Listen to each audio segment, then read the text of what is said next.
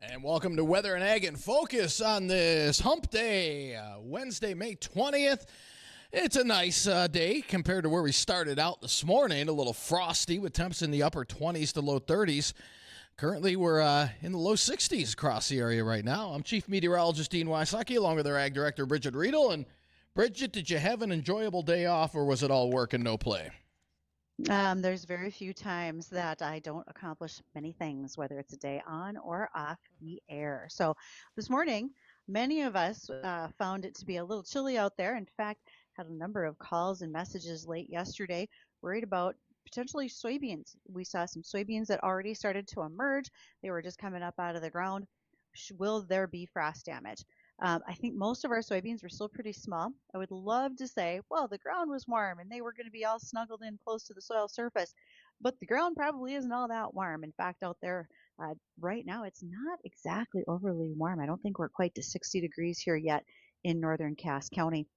As we looked at soybeans across the region, I'm sure we're going to know in a day or two if there was any significant damage. Most of them are pretty small. Corn's growing point still below the soil surface. All of our cereal crops, wheat, barley, etc., they handle cold temperatures like that well. Sugar beets probably handle the cold better than they do the wind.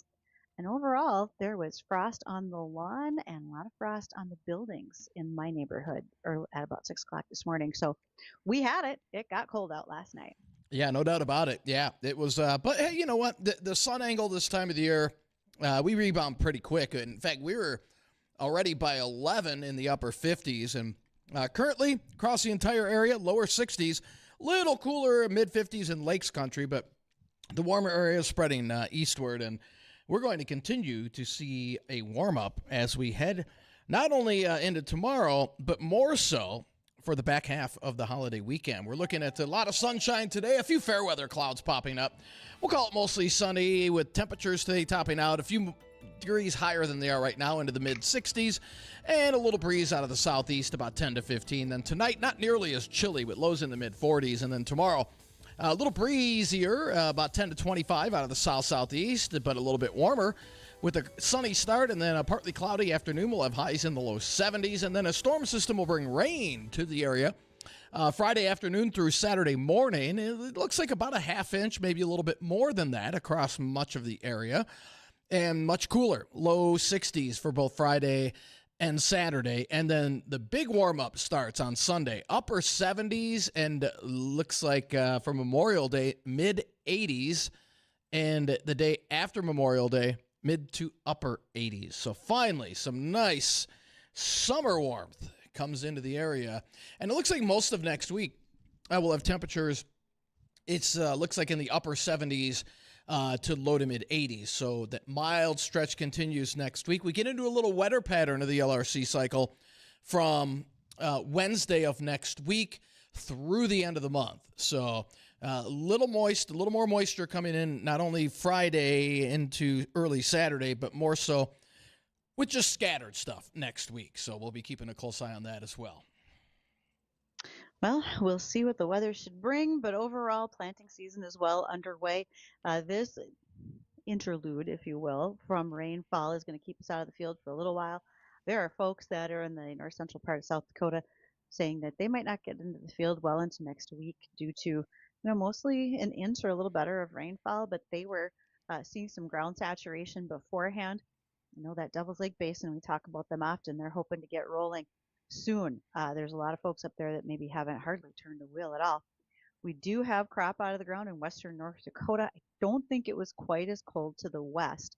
And there we've got canola out of the ground. We have every other crop probably well up and moving. And we still have a lot of time for sunflowers to get planted. So I think that's maybe going to be one of the next steps. Finish up some soybeans. There's probably some last short hybrid corn that's going to go in. And then certainly moving into sunflowers and some of our other crops as well. So the planting season in the field is going to wrap up fairly soon. I would also imagine that many of you, like me, are going to spend wildly at greenhouses over the next few days as we see this warm up, and bring those plants home, get them all tucked into the soil and ready to go. I think it's going to be a great planting weekend for many people to get a lot of their garden crop off and going. I really am sorry, though, I didn't get my rain barrels out before this rainfall that we just had. Bad on me. Probably should have been paying a little bit more attention to get that part done. Well, we've got more coming in a few days, so you can put it out there and let it gather. Yes. And honestly, going to put rain barrels out right now would have been some cold water. But, they're black barrels. It'll warm up fine. They'll Right. turn right around. Right. And you were mentioning frost this morning, Bridgette, Yes. and that's going to be part of our Wednesday weather trivia question. This is going to be a little harder, so you're going to have to do a little thinking. This one isn't quite as easy as some of the other ones, so we'll have that later in the show for your chance to win one of those bait-up cups by Darter Plastics. As we talk about what's going on in the field as far as planting conditions, growing conditions, I did notice over the weekend as I did a little travel, lots of non-moving sprayers. Why is that a concern? Because I think we saw a lot of folks looking at date on the calendar and also with impending rain over the weekend and really pushed to get planting done. We probably skipped some pre-emergent herbicides that could have gone out. That's not a great position to be in, right? We know that we're going to have to play catch up with weed control going into the rest of our season. Weed control certainly is not as easy to accomplish when you're getting later into the postseason application spraying, especially with soybeans. So there'll be some concern as we watch what happens with the weed development overall with those plants. In some ways, let's face it, it's expensive to try to run a sprayer right now.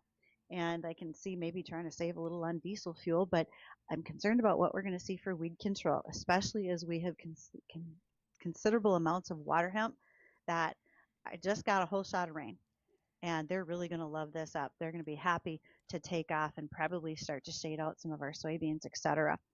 If you did get your pre on, what was helpful is we had a really nice slow rain. Not a lot of areas got a heavy pounding rain. That's great, one, to prevent erosion. Two, there are times with some of those pre-emergent herbicides, especially if you had just barely emerged beans, that you could have some splash up on the leaves, and that splash can cause some injury and burn to your leaf structure, maybe burn a few leaves off, but I don't think we necessarily saw that. A lot of the beans probably weren't out of the ground prior to getting this rainfall over the last weekend, but we've made really significant impacts in planting. As of last Friday, when we had North Dakota Ag Commissioner Doug Goring joining us, he agreed statewide across all crops, everything planted. We were probably looking at about 60 to 70% planted acres.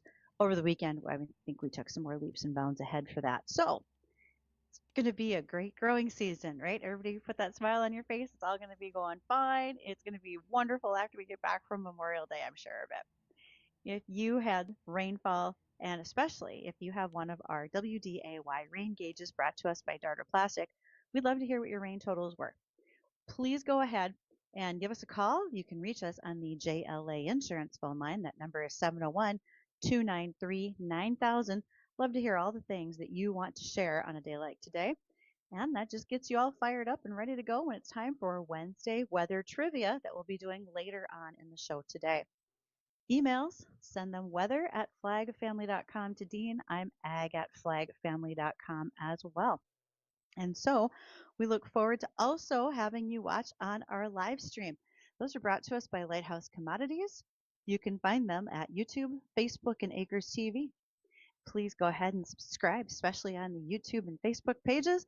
That way you never miss a show and all the fun things that happen to be going on with us. Today, for a guest, we're going to be joined by Michael Frank. He is with the National Science Foundation AgTech Engine. That is a lot of words. Does it explain exactly what it is? Well, sort of. But I think the discussion that we're going to have with Mike will be excellent, explaining what that engine does. We can talk a little bit about the grant that's been coming on. For those of you who have had a chance to pick up your copy of the Future Farmer magazine, that's a free magazine. I find it at grocery store stands on my way out of the store. The Future Farmer magazine for March and April did feature a story all about the AgTech engine, and that's going to give us some great reference points to visit about with Michael Frank when he joins us after our livestock market update from the American Ag Network.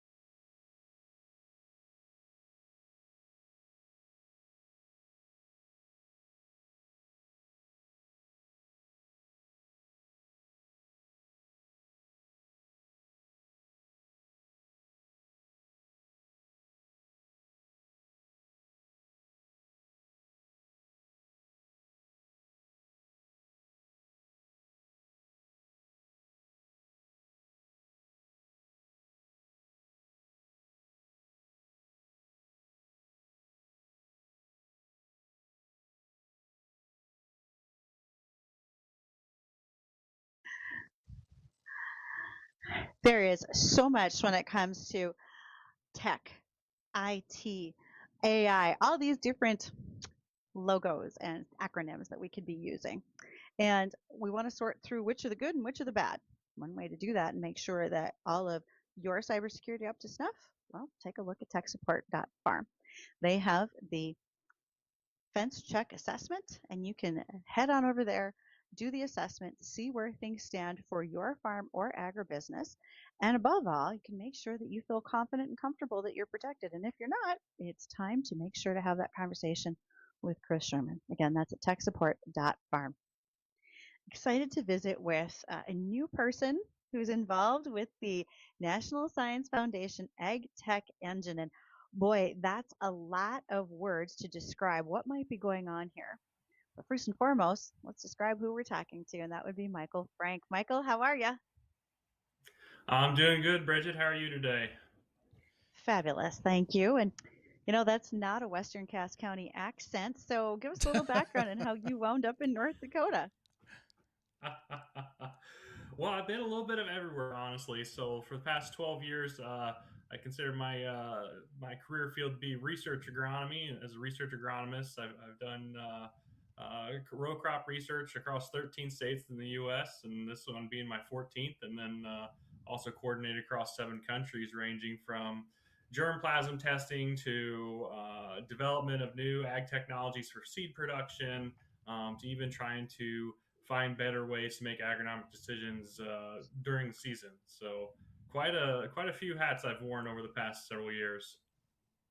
And the next hat lands you right here in the midst of the NSF engine. And the National Science Foundation, I'm going to need help making sure I describe all of this accurately. This is an agricultural focused engine. And initially, North Dakota State University was awarded a $15 million grant with the potential up to $160 million for up to 10 years. And what does that grant bring to us, Michael? What are some of the things that you're seeing as you become more involved with the Ag Tech Engine? Yeah, so I've been with the engine for almost a month now. It's been kind of an exciting journey to learn what the engine truly is. We hear a lot of things in the ag tech world speak about how they're farmer first and farmer focused, and we see a lot of good technologies developed for the farmer and pushed to them. Well, what ag engine is doing this differently is they're actually making the farmer part of that conversation, actually making part of the innovation process. And so what we do is we help entrepreneurs, startups, things like that, be able to research maybe what they're trying to do to get some better answers so they can actually make a product, or even help to do seed funding in order to actually get them to a viable product that they can actually bring to market. All that focuses around North Dakota and our region, trying to fortify our rural economies and deliver that real ROI to the farmer at the farm gate. When we think about farming and we talk about the extension service at NDSU, et cetera, we tend to forget that there's a whole network within our tribal college system here in North Dakota as well. And that's a big part of what's happening within this engine as well, correct? Oh, absolutely. We're connected with the tribal colleges quite a bit. I'm actually looking forward to go out and visiting them here in the next few weeks. So again, focus on rural communities, working with the tribal system within North Dakota to try and find those innovations that can truly help our farmers. Many of us think about, well, where's your site? Where are things located? But for you, that's that's a little different, right? It's not just one place that things are going to get done for the Ag Tech Engine. Yeah, I mean, we're all over the state. We certainly have our offices here, home base at NDSU, but again, we're working out with the tribal colleges. We're working to work with growers in western, northern, and even the south central part of the state on different projects and innovations. And we're very much at the growing stage, so this is really the beginning. I think the engine's been around for about 2 years. We just launched our 3 to 5 year plan just a few weeks ago. So we are definitely making progress and going up fast. And it's not done in a silo. Y'all have a board of directors that's going to help you anticipate needs that folks are looking for, because it's great to have a research idea, but it's even better if it positively impacts the farm and it's useful. Yeah, absolutely. At the end of the day, we've got to be delivering value to farmers, things that they can actually use to help, again, either fortify their operations, create new value chains, or help them bring in new value into the community. Food safety is also a big part of that. You think about the safety as a nation, as a region. A lot of that revolves around being able to feed ourselves. So that's also incorporated into what we do. Well, it's not just the field level research, but as I've read, it's also taking everything all the way through our food systems. How do we deliver to our communities? How do we integrate some of this technology and so forth? Have you got a little bit of a structure that you're getting started with, or are you looking for farms that want to cooperate with you? Kind of, what's your position right now going into spring and early summer? You know, Certainly we're wanting to connect with as many farms as possible. Those that truly want to be a part of this process of bringing innovation into the region. Fargo is definitely ag tech hub, and that's part of what I'm sure we're going to get to it here in a bit. But what our upcoming event here on June 9th is about is trying to help start those connections, foster those connections as well. We also have a partner that we work with called Ag Launch. They're actually out of Tennessee, and this is where they're helping us bring the farmer into the conversation. So their whole design is to actually have partners be a part of that innovation process. Let them have equity in the startup. So startups come, they actually test on their facilities, on their ground and their crops, in coordination with the growers themselves. And in return, the grower gets to be not just a part of the process, but have an equitable impact from that startup as well. So it's pretty excited to see Okay. that. Again, I love that connection to the grower and truly having that grower's point of view brought into it. Our farmers are some of the most innovative in the world. And it's nice to see that's finally being captured versus just having technology shoved to them. I heard you say Ag Launch. So they're tied into the engine as maybe an advisory position. They are helping with some of the work that you're doing here. What does that look like? So I'm still learning that currently too. So they're going to be at our event here in a couple weeks, but they're essentially a partner. They have an effective system and a network of growers. We're hoping to well, not hoping, we're planning to bring that up into North Dakota and actually start deploying their model with them, to try and again capture that value of having the farmer in the conversation, have them this technology actually tested in the real world environments where it's promised to actually operate, right? And I think that's gonna really make some leaps and bounds as far as actually getting effective technology to the farm. Oh, effective technology at the farm. What a novel concept, something useful. Okay. For those who are just joining, we're visiting with Michael Frank. He is a part of the National Science Foundation AgTech Engine. And by the way, this is not the only grant, the only ag tech engine, so to speak, that was handed out across the U.S., correct? There are other opportunities or other structures like yours in different places across the U.S.? Yeah, so there's a whole network of engines, which I actually just got to. They were here in Fargo last week, and a lot of them visited for the Hmm. first time. And they were just amazed by everything they've seen. But there's engines that focus on energy storage out of New York, right? What is the next batteries looking like? There is a textile engine out of the Carolinas. There is semiconductors out of Florida. There is water quality out of the Chicago and Great Lakes area. There's another one in Colorado looking at environmental modeling, and so there's not just us, but when you look at the subject matter of each of those engines, ag tech is a huge net. I mean, that encompasses anything from automation to predictive modeling to new crop genetics, and things like that on the farm. It's a broad net. So they were quite amazed about the span of which that we operate and the challenges within agriculture. But then too, when the engines were together, we got to thinking about all the cross collaborations we can do. Agriculture needs all those components the other engines are creating, whether it's batteries to run our equipment, or semiconductors to help with automation. That how predictive modeling is huge in agriculture, along with water quality. So it's going to be fun to see all these engines continue to collaborate, interconnect. We have universities involved. Mentioned NDSU. Iowa State. A lot of agriculture universities are also partnered in different ways with our engine and working with them to help bring some of that innovation. University of Lincoln, Nebraska. Is also partnered with our engine and working with them on several things as well. We are truly not operating in a silo here. And after a moment with the bottom of the hour news, more questions for you, Michael. Let's talk a little bit about your upcoming ag event that you'll be doing as a kickoff to Ag Tech Week. And then as I flip through the article here in the Future Farmer magazine, I see a list of projects that are currently being worked on as well. And we'll touch on some of those when we return.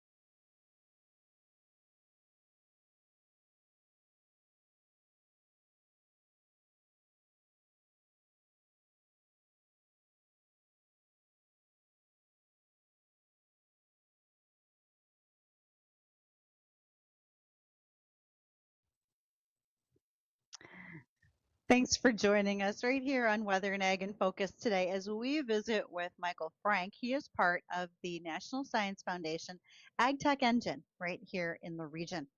And as we talked about, there's more than just one out there, but this is the one that's most important to us.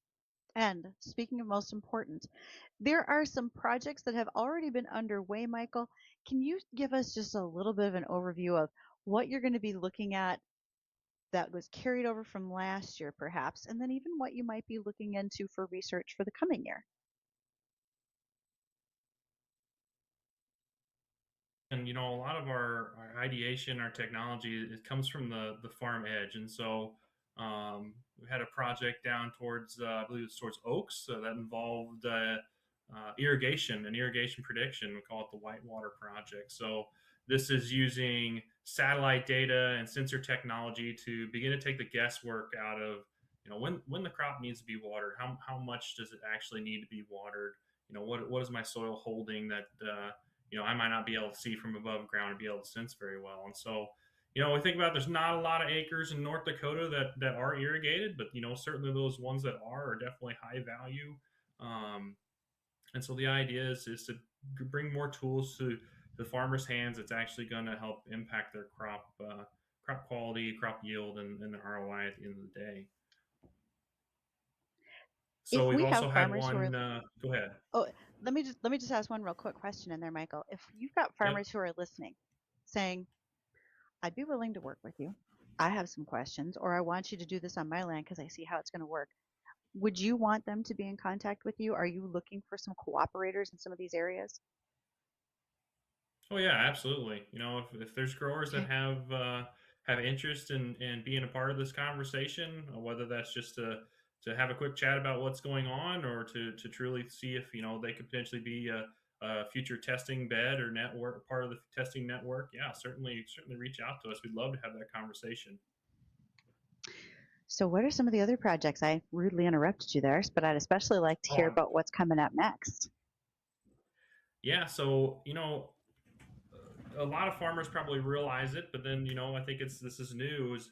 They probably hear about a lot. We preach about data, right? So what about farm data? Well, there's a lot of value in farm data, and so one of our talks at our upcoming event is actually is looking to build a network around that. How can we better monetize, better produce that in a way that could help the growers and not just give it out freely to the world. So um, that should be pretty fun conversation. It's a new startup in the area. They're definitely making a big impact. This was come from a farm. This was an idea from an individual that that knew about the value of the data in his farm, and what could be done with it and be done more with it. So looking forward to seeing that one continue to grow. I did see something about the Bison Guard. This is a project using robotics as well as AI to improve herd management with the tribal partners that are part of the NSF engine, and looking at how technology can really help with ecological health, but then also those really traditional ways that our um, tribal ecologists are using in order to best preserve their culture as well. So that kind of looks like a project I will be curious to follow throughout the next growing season as well. And then the beet balls. This kind of made me laugh a little bit. If we're talking about sugar beets, I don't know if you've had any time to read up on this one yet, Michael, or not. I haven't. I did notice it said beet balls and then said soybeans right in the first line, which I was know. interesting. But I think they meant sugar beets though, because they're talking about the fact that when we talk about sugar beet piles, there can be so much spoilage. And so this technology could potentially read the heat and moisture levels from within harvest piles, and then also to transmit that information to identify the locations in the pile where we could see possible spoilage and then try to prevent that. Um, Really, there's not a lot you can do besides pull the pile apart and get those hot beets, you might say, out of that center and get them processed faster than waiting longer. right, if you That knew they let were me know there, when you you'd get know more where to pick, details. right? Yeah, let Oh me know when yeah. you have more details on that one. That sounds fun. Now, you've also got a big week coming up. We all do. Ag Tech Week happens the week of June the 8th right here in Fargo. There's a number of organizations having events going on. Bushel has the Bushel's Buddy Seat Conference.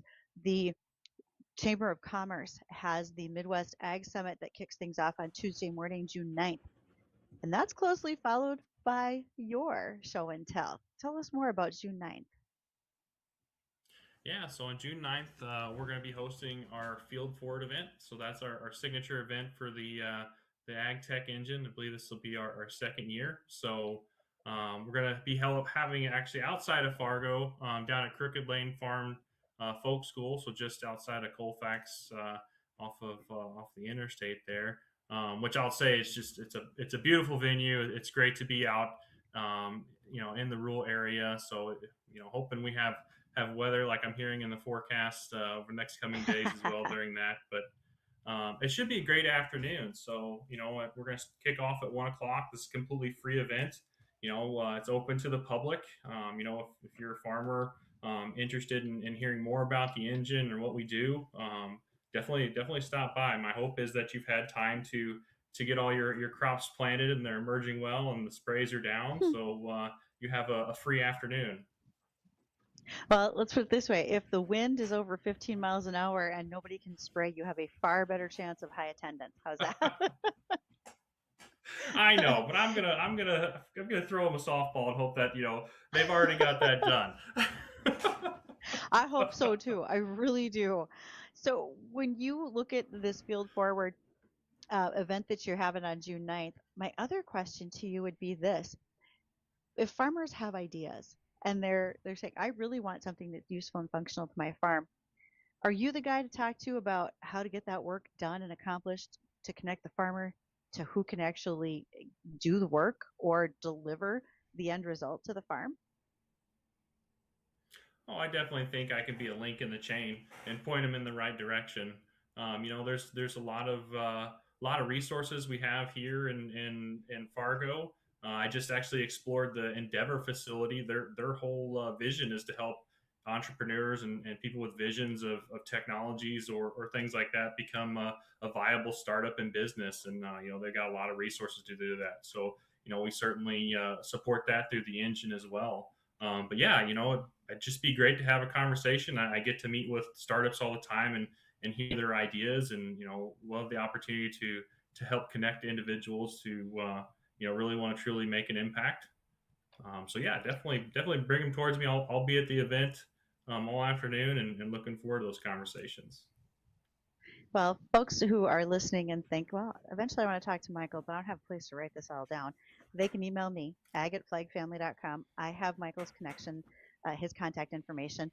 But then additionally, Michael, tell folks how they could find you or where they could look at more details about the engine. Yeah, so a great way to find out more about the engine is go to farmsfeedstheworld.com, or if you're a Google person, just type in NSF AgTech Engine. That should bring you to our website there. Again, you could it's got information about our Field Forward event and more about our agenda and the exciting conversations that we're going to have. I forgot to mention too, at the event we'll be having demos of startup technology. Kind of an interesting spread, a little bit from every piece of the realm of technology, from satellites to sprayer technology to add-ons to existing farm equipment and things like that. So should be a pretty interesting time being able to hang out with those startups and talk to the founders and talk about their technology. They'd love to hear directly from growers on ideas or things that they could change or value or areas that you're interested in exploring further. So sometimes you just need somebody to say whether or not this is going to work, or is it even applicable to my operation? And this would be a great place to do that. Absolutely. All right, Michael, thanks so much for your time today. Greatly appreciate it. And I believe we still have Wednesday weather trivia today, Dave. We do. It's kind of a tough one, so put your thinking cap on. Your chance to win a Darter Plastic Bait Up Cup with Wednesday weather trivia when we come back.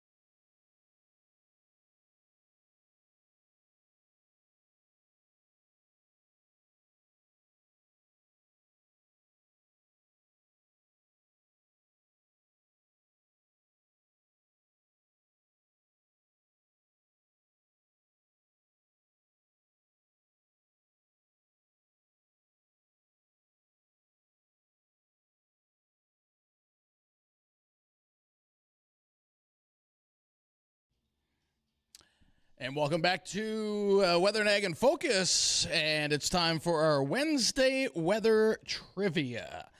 And this is your chance to win a Darter Plastic Bait-Up Cup. So if you're heading out fishing, this would be something nice to have here coming up this spring and summer. 701-293-9000 is the number to call. And here's today's question. What is the highest temperature at which frost can form and why? 701-293-9000. What is the highest temperature at which frost can form and why? 701-293-9000. Addison, any clue on that? Any insight? I've got nothing on this Nothing? one. Huh. So Red and orange. Red and orange. Final answer. Jeez. So, yeah, what is the highest temperature at which frost can form and why? So it's kind of it's a two-part question. I don't want to say it's a trick question, but it makes you put your thinking cap on. Little sciencey, and again, we want you to call us on the JLA Insurance phone line, 701-293-9000. If you have been a winner within the last 30 days, you're going to need to hold off. It's somebody else's turn to call in. And I kind of look forward to hearing what some of our guesses might be for today. All right, we've got a caller on line one. Caller, what's your name?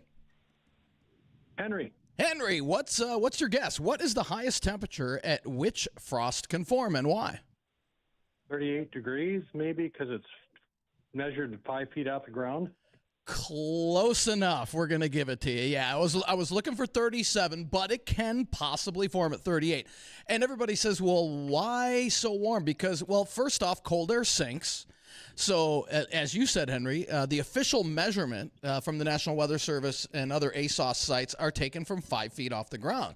Well, you get these lower lying areas that are below that, and even though the temperature is maybe 35, 36, 37, you get a little lower than that as that cold air sinks.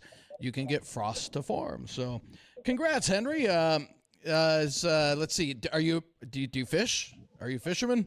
I do. Oh, this will be Not perfect that for often, you. But I do fish. All right. Well, this will be perfect for you. So we're going to let Addison get your information and have you swing by the station to pick up your prize. All right. Thank you. All right. Thanks, Henry. All right. So, yeah, about 37, 38 degrees is the maximum air temperature where frost can form. And, again, the reason being cold air sinks, and a lot of times in the valleys or some of the lower lying areas, you're going to get that frost to form. So the rule of thumb is anytime the air temperature is 35, 36 this time of the year, especially if you're in the lower lying areas, you want to cover that tender vegetation outside, if you will. Well, I would say that right now we're having to cover a lot of tender vegetation. Yeah. Hopefully, the cold has passed, and we're going to be good to go for the next few days for people. Yeah, this should be our last frost of the year. I don't see any chilly in when I'm talking chilly temperatures back down in the low to mid 30s for the foreseeable future. So that's good news. And it's going to warm up for the next few days as well. Boy, I'll tell you what, Bridgette, we have such a nice warm-up coming our way. In fact, as we head into tomorrow, today we'll top out in the mid-60s, so a few degrees higher than where we're at right now. Tomorrow, a little breezier out of the south-southeast, about 10 to 25, but highs in the lower 70s. Then we're going to take a couple of steps back because we have a rain system coming our way for Friday afternoon through Saturday morning. And it looks like a pretty widespread rain event across the state. In fact, the western part of the state, out around the Bakken, they're going to get some needed precip out of this on tomorrow. And then part of that system will spread eastward as we head into Friday and Saturday. And it looks like about a good widespread half-inch rainfall with some areas picking up a little bit more than that. And that should come to an end Saturday by lunchtime. And then the cool Friday and Saturday, low to mid-60s Friday, right around 60 on Saturday, but a quick warm-up. And as we head into Sunday, we're already in the upper 70s. And then it does turn a little bit breezy on Memorial Day, but highs in the mid-80s. And then we're in the upper 80s on Tuesday. Some spots could touch 90 on Tuesday. And then we start to get into the wetter part of the LRC cycle from Wednesday through the end of the month and probably into the first couple days of June, actually, with scattered showers and thunder showers. Kind of an unsettled weather pattern, but mild with 70s and 80s. So that's a little better. And then after about the 2nd, 3rd of June, that's when we really dry things out as a ridge of high pressure is supposed to build in. And that means some pretty mild to warm temperatures with a lot of 70s and 80s during the first half of June. So that's great news for our farmers. Again, I'm a little worried that some localized areas between just after Memorial Day and June 3rd could see a little excess moisture that we don't need, but we'll see. We'll see exactly how that pans out. Well, as long as we are paying close attention to the weather every day, we get a chance to finish planting, get some spraying done, and more. The National Ag Aviation Association gives a reminder that there's a growing number of close encounters, and they are not of the third kind. They are with airplanes and spray helicopters at low altitudes with drones. In the 2025 survey of members of the National Ag Aviation Association, they said that 20% of operators had reported an unsafe encounter with a drone. That is up 5% from the previous year and another 5% from 2023. Now, new drone operators, we should be familiar with this. You can't just buy the drone and get it off and rolling. There has to be a drone operator's license with the FAA. You have to carry insurance, and if you are using a drone for pesticide applications, you must be registered in your state. You must have your appropriate licensing for that if you're doing your own work or if you are doing work as a custom applicator. And so make sure that as you are adding drones to your operation, you have that discussion with local aerial pilots so they're familiar with the fact that you might be in the region as well. About 6% of those who already are flying for agricultural aviation have both crewed aircraft as well as drones, and the number really is growing every year. It's a resource and potentially a new revenue stream for customers because of the areas in which they might be using them. We certainly want to do larger fields with the larger fixed wing or helicopter, ag cats, etc., versus what we might be doing with drones. There's a whole mix and combination of timing, when people might be using them, specific crops later in the season with fungicide, whatever the case might be. But let one know the other is around so that incidents don't happen. From where I sit, I think I have 3 aerial applicators within a 30-mile radius right around me. So they're close by. Make sure everything is kept an eye on. Kubota Tractor, they have stepped up with NASCAR. They have become not only the official tractor for NASCAR, the official landscape and utility tool for NASCAR, they're doing quite a few other things as well. And so they will be sponsoring the San Diego weekend, which honors veterans. That will be the weekend of June 21st. NASCAR and Kubota will be recognizing 5 recipients of the Geared to Give program for farmer veterans. They get the keys to a brand new Kubota tractor in that ceremony. All right. Well, that'll do it for today's edition of Weather and Ag in Focus. Get out and enjoy this nice weather. The Jay Thomas Show, that is coming up next.